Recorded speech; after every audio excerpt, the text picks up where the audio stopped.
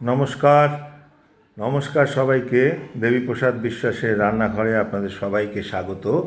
আজকে এই প্রচণ্ড গরমে একটা হালকা রান্না করছি, সেটা হচ্ছে শসা, আলুর এবং চিংড়ি মাছ দিয়ে হালকা মশলায় একটু তরকারি। শসা, আলু এবং চিংড়ি মাছের তরকারি করতে গেলে যেগুলো লাগবে উপকরণগুলি সেগুলো বলছি। শসা এবং আলু ডুমো ডুমো করে কেটে রেখেছি।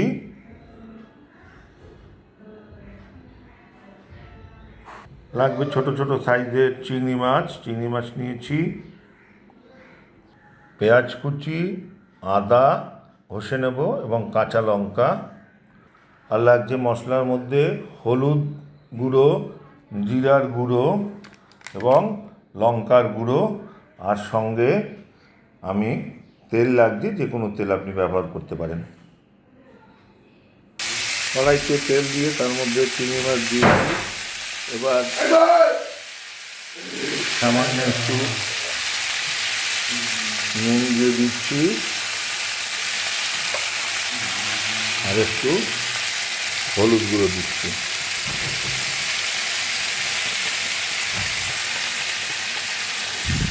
এবার এইভাবে মাছটা ভেজে নেব। কড়াইতে পরিমাণ মতো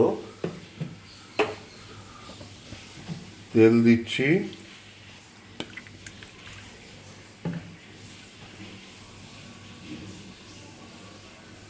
পেঁয়াজ কুচি দিলাম। যেহেতু হালকাভাবে রান্না করছি ওই জন্য রসুন দিচ্ছি না।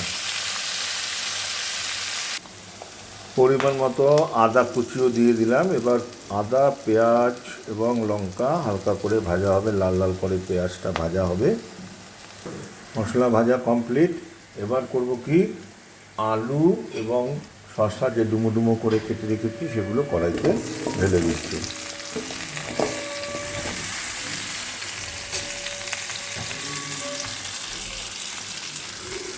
এবার পরিমাণ মতো হলুদ,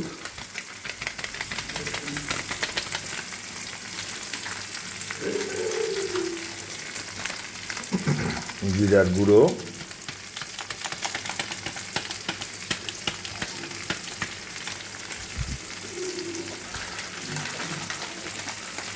সামান্য একটু লঙ্কার গুঁড়ো দিলাম। আর এর আগেই যে চিংড়ি মাছ ভেজে রেখেছিলাম সেগুলো ছেড়ে দিচ্ছি।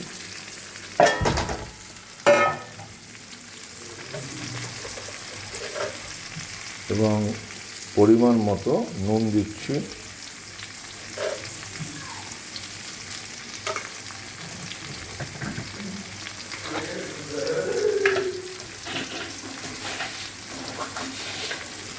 একটু চিনিও দিয়ে দিলাম।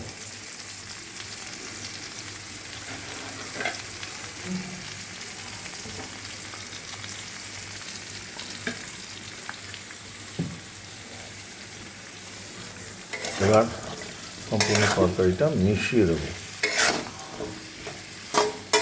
মিশিয়ে সাঁতলাবো।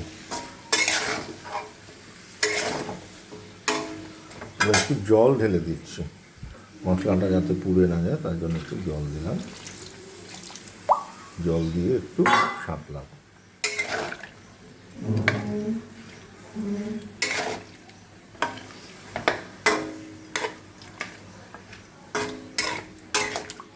সাঁতলাচ্ছি।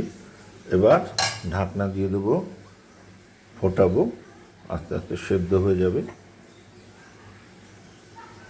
কিছুক্ষণ সেদ্ধ হোক, তারপরে আবার যদি জলটা টেনে যায় আবার জল দেবো, না টানলে এই অবস্থায় নামিয়ে নেবে। এখন ঢাকনা দিয়ে দিচ্ছি।